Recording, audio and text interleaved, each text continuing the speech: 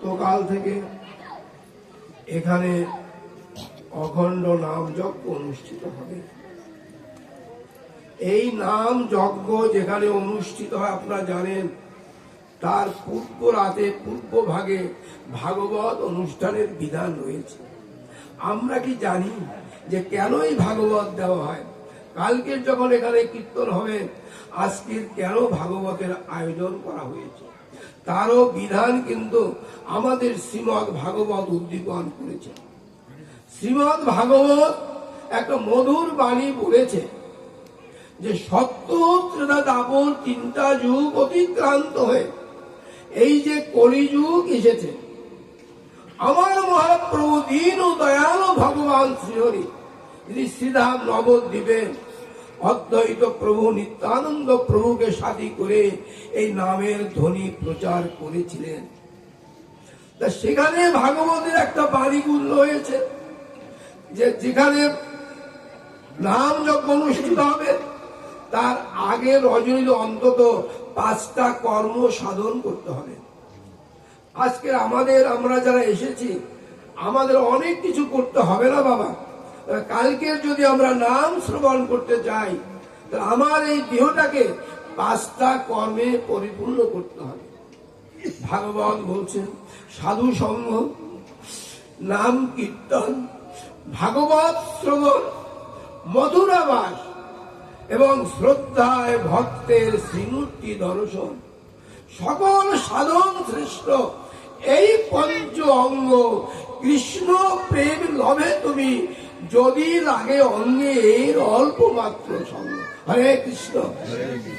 আমি আবার বাণীটি বলছি, সাধু সঙ্গ, নাম কীর্তন, ভাগবত শ্রবণ, মধুরাবাস এবং শ্রদ্ধায় ভক্তের শ্রীমূর্তি দর্শন, সকল সাধন শ্রেষ্ঠ এই পঞ্চ অঙ্গ কৃষ্ণ প্রেম লভে তুমি যদি লাগে অঙ্গে এর অল্প মাত্র সঙ্গে।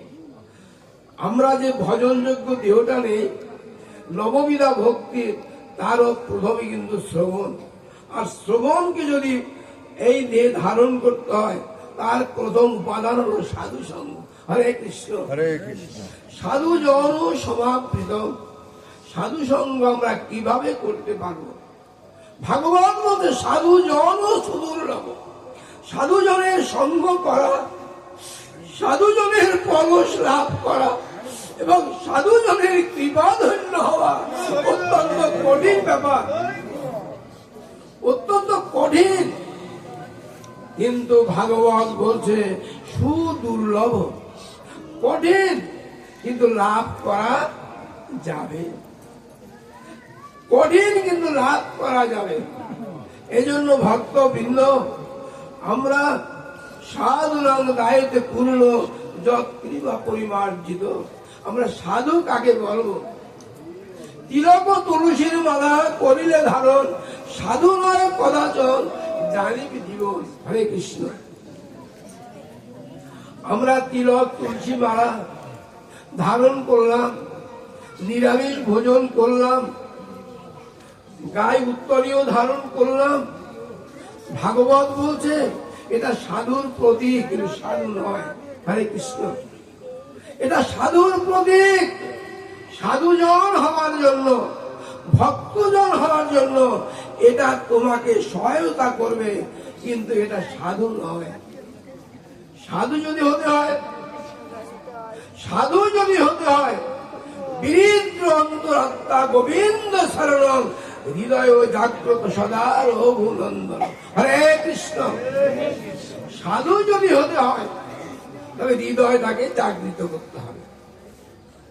বীরেন্দ্র হৃদয় জাগ্রত রঘুনন্দন, সাধু জল সমাবৃত ভক্ত জল সঙ্গ। যদি প্রকৃত সাধু হতে হয় তাহলে তোমার হৃদয়টাকে জাগরিত করতে হবে, যেন হৃদয়ের মধ্যে যেন কোনো অপবিত্র, কোনো ময়লা যেন জমা না থাকে। শুধু ভক্তজন, আমাদের ভারতবর্ষে আমেরিকা থেকে একজন পরম পণ্ডিত এসেছিলেন।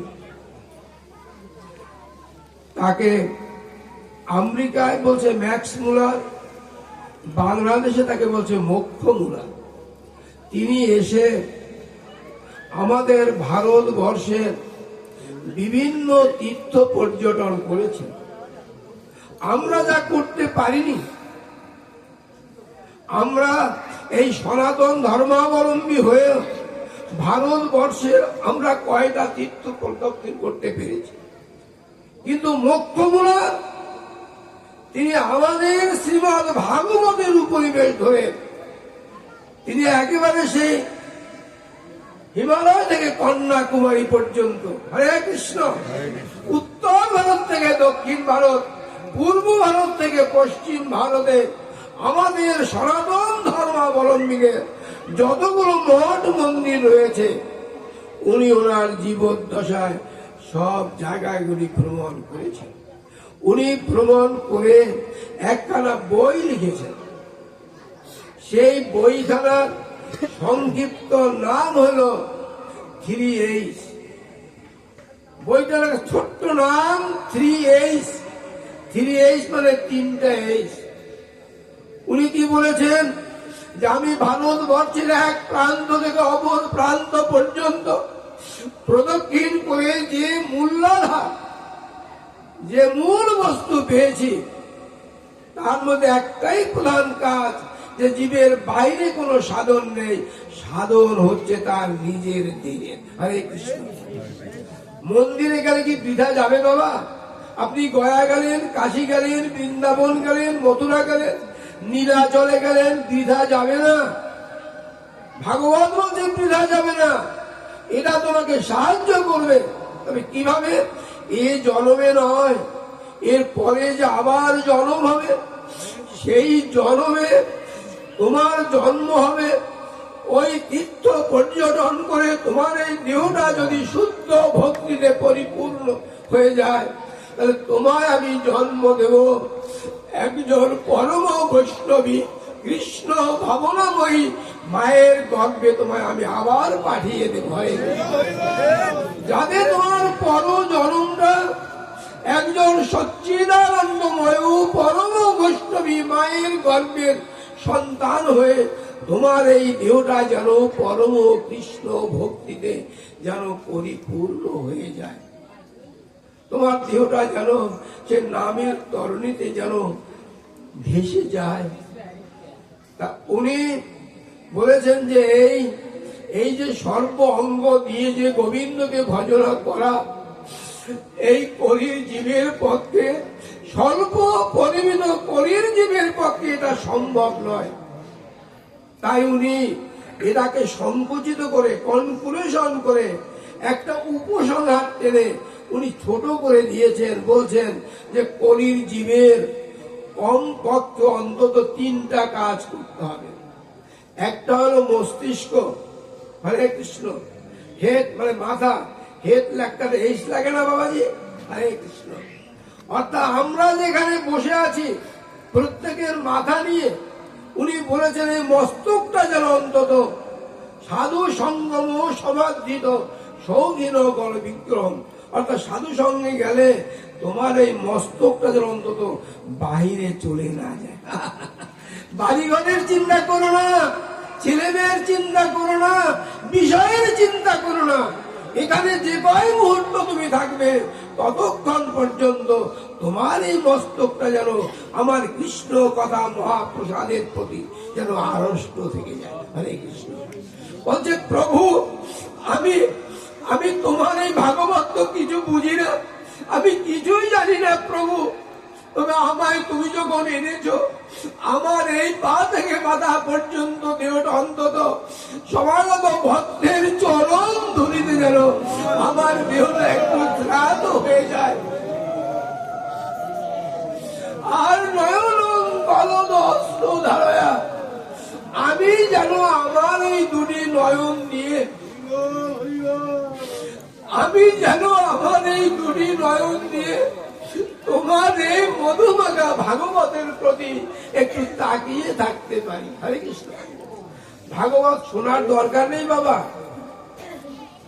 সুখদেব প্রভু বলছেন, ভাগবত তুমি কি করে শ্রবণ করবে আমি দেখবো।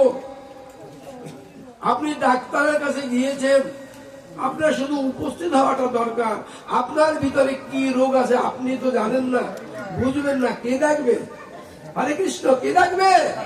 ডাক্তার দেখবে।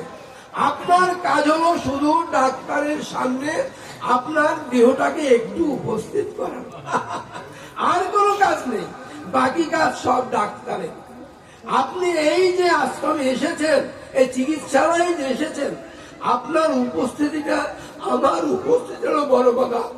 এরপরে আবার কি করতে হবে জানি না, তবে ওই যে বলছে তোমার নয়ন দুটি, নয়ন গলদ অশ্রুধারা, তোমার এই নয়ন দুটি যেন আমার ভাগবতের দিকে তাকিয়ে থাকে। আমার নয়ন দুটি যেন ভাগবতের দিকে তাকিয়ে থাকে, তারপরে যা করার প্রভু করে দিলেন। এই জন্য বলছে তোমার এই মস্তকটা যেন অন্তত এখানে তুমি যে 2 ঘন্টা থাকবে, এই মাথাটা যেন বাইরে চলে না যায়, এখানেই যেন থাকে।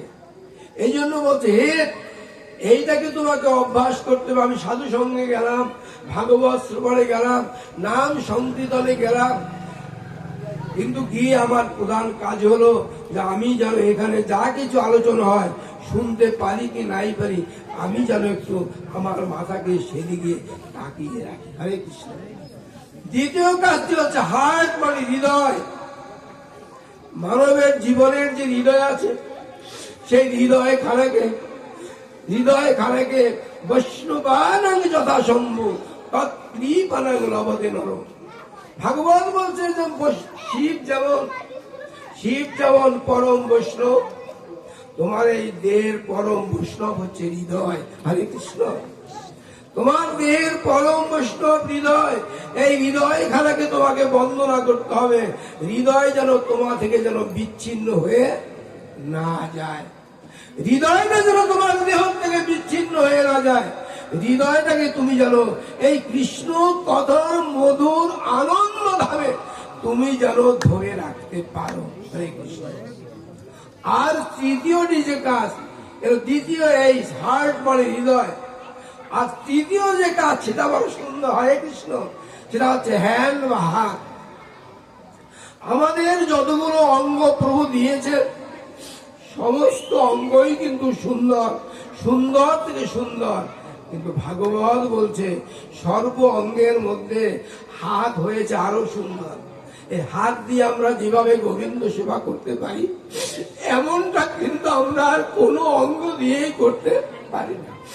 এই হাত দুটি দিয়ে আমরা বৈষ্ণবের চরণ পরশ করতে পারি, এই হাত দিয়ে আমরা বৈষ্ণবকে বুকের মাঝে আলিঙ্গন করতে পারি, এই হাত দুটি দিয়ে আমরা মহাপ্রসাদ গ্রহণ করতে পারি। এই যে হাত, যে হাত কৃষ্ণ সেবায়, বৈষ্ণব সেবায়, গোবিন্দ সেবায় লাগে, সেই হাত দুটিকে আমরা যেন কোনো অনর্থ কাজে যেন ব্যয় না করি। অনর্থ কাজ কি? এই হাত দিয়ে কাউকে আঘাত করা, কারো জিনিস চুরি করা, কারো মনে ব্যথা দেওয়া, আমরা যেন হাত দিয়ে এই কাজটি যেন না করি।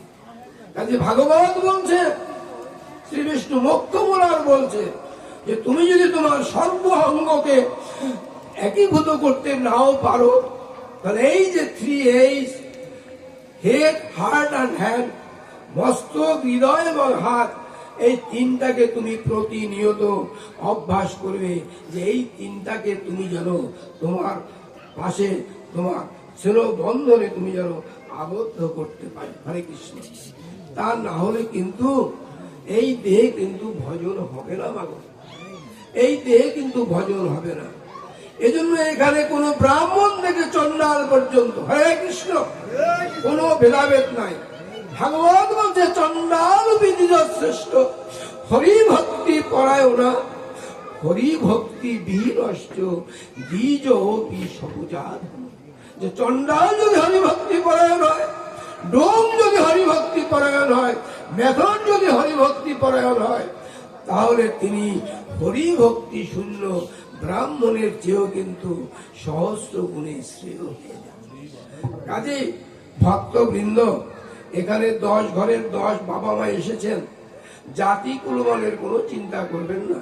আপনার জন্ম নোমর ঘরেই হোক, ব্রাহ্মণের ঘরেই হোক, চণ্ডালের ঘরে হোক, জন্ম কিন্তু আপনার কোনো কৃষ্ণ ভক্তির বাধা নয়। ভাগবত বলছে, কর্মে যাদের নাহি কলঙ্ক, কর্মে যাদের নাহি কলঙ্ক, জন্ম তাদের যেমনি হোক, পুণ্য তাদের চরণ পরশে ধন্য হবে নরলোক। কর্মে যাদের নাহি কলঙ্ক, যার কর্মটা কৃষ্ণমুখী, যার কর্মটা গুরু আচ্ছাদিত, গুরু সেবায় যার প্রতিনিয়ত মন প্রাণ অর্পিত, সে যে বংশের যে গোষ্ঠীর যে কায় হোক না কেন, কৃষ্ণ কৃপা তার পক্ষে অত্যন্ত সাবলীল ভাবে। গুরুদেব যদি আপনি তুষ্ট করতে পারেন, আপনার সেবার দ্বারা, আপনার কর্মের দ্বারা, আপনার ভজনার দ্বারা গুরুদেব যদি তুষ্ট হন, তাহলে গুরুদেব তুষ্ট হলে কৃষ্ণ কিন্তু এমনি তুষ্ট হয়ে যাবে। হরে কৃষ্ণ। এই জন্য গুরু ভজনে যার দেহটা করিবে কদাচন, কৃষ্ণ চিন্ত অনুরূপে পাইবে ততক্ষণ। হরে কৃষ্ণ। গুরুদেব সন্তুষ্ট হলেই কিন্তু কৃষ্ণ তুষ্ট হয়ে যাবে। এই জন্য আমাদের প্রতিক্ষণে এই চিন্তাটা মনের মধ্যে রাখতে হবে। আমাদের এখানে যিনি এসেছিলেন কান্তিবন্ধু ব্রহ্মচারী, তিনি এক ভাগবতীয় উপখ্যান তার মুখ থেকে আমি শ্রবণ করেছি। আজকের সেই পরমানন্দময় ব্রহ্মচারীজির তার মুখের বাণীকে আস্বাদন করে তারই কথা আজকে এক নূতন করে শুনিয়ে দেব। তিনি বলেছিলেন যে এক ব্রাহ্মণ একটি ময়না পাখি পুষেছিলেন। হরে কৃষ্ণ। ব্রাহ্মণ একটা ময়না পাখি পুষেছিলেন। তা প্রতিদিন ব্রাহ্মণ তার গুরুদেব বলছে, ময়না তো এনেছ, হে কুলশ্রেষ্ঠ ব্রাহ্মণ, তুমি বর্ণশ্রেষ্ঠ, এই ময়নাটাকে তুমি খাঁচার মধ্যে রেখেছ। বনের পাখিকে খাঁচায় রাখতে নেই, আর যখন রেখেছ তখন তোমাকে একটা কাজ করতে হবে। বলে, কি কাজ গুরুদেব? গুরুদেব বলছেন যে তোমাকে প্রতিদিন এই ময়না পাখিকে, তুমি তো বৃন্দাবনে আছো, বৃন্দাবনের আধার মন্দির থেকে প্রসাদ এনে প্রতিদিন একে দিতে হবে। হরে কৃষ্ণ। আর একটা কাজ তোমাকে করতে হবে, যে প্রতিদিন স্নান করে তুমি যে গীতা পাঠ করো, একাকী করো না, এই খাঁচার পাশে দাঁড়িয়ে করজোর করে তুমি গীতার বাণী উচ্চারণ করবে। শ্রীমদ ভাগবত গীতার 9ম অধ্যায়ের 11 শ্লোক একটা বাণী আছে, অপজানন্তি মাং মূঢ়া, অপজানন্তি মাং মূঢ়া মানুষং তনুমাশ্রিত পরং ভাবম অজানন্ত মম ভূত মহেশ্বর। গুরুদেব আমাদেরকে কত কথা বলেন, কত মূল্যবান বাণী আমাদেরকে দান করেন, কিন্তু আমি এত মূর্খ যে আমি গুরুদেবের একটা বাণীকেও আমি হৃদয় দিয়ে আমি অনুধাবন করতে পারি। গুরুদেবের যদি সব বাণী রক্ষা করতে নাই পারো, একটা বাণী তুমি রক্ষা করার চেষ্টা করো। প্রভু জানেন, তাই বলো অপজানন্তি মাং মূঢ়া মানুষং তনুমাশ্রিত। মানুষ এত মূর্খ যে আমি জীবের দ্বারে দ্বারে গিয়ে, ঘরে ঘরে গিয়ে, গুরু রূপে সাধু রূপে দীন বেশে ঘরে ঘরে হরিনাম প্রচার করছি। হরি বল।